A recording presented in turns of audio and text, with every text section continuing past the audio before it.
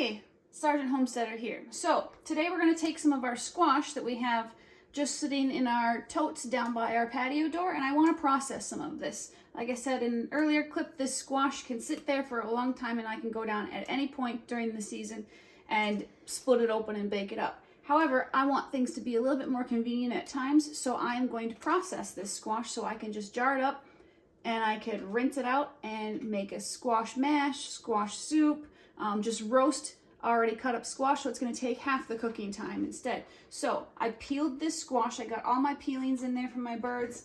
I got the seeds all pulled out, and then I cut them up into little pieces. So when we have our little pieces, we put them in our jars, and then we add about a tablespoon of salt to every jar.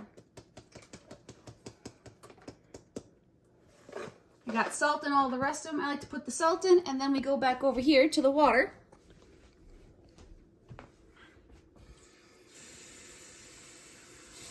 Now we fill it up with water just to the bottom of the neck, and we go back over here, and we're going to put our lids on, and we're going to stick them inside of our pot. Now inside this pot here I have this, and it's a little bit of a buffer, and it's so the bubbles can roll around a little bit without knocking the jars around. So this is, like I said, from an old pressure canner. If you don't have that, you can use the lids of your jars and just stick them in there. So we're going to start to put the lids on our jars and stick them into our water bath. So the water bath, we want to make sure is always completely covering our jars, because we want to make sure that they seal nicely. So at times we may have to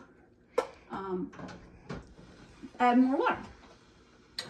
We're going to put this last one in here, and we're going to turn this guy on high. So once we're on high, this guy is going to water bath for 4 hours. After it's done, what you want to do is you want to pull them out. I got this handy dandy tool. Maybe I can find it right meow. Maybe it's in here. Negative. I'll have to find it later. But it's a tool that grabs on. Most canning places have them. It grabs on. I put my towel around the back,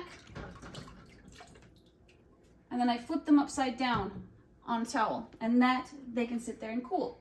When you're done, this is what you're gonna have. So this squash is nice and tender, like a nice mashed potato. All I have to do is take it out. I rinse it. Like I said, I can roast it up, throw a little sage on there, one of my favorites.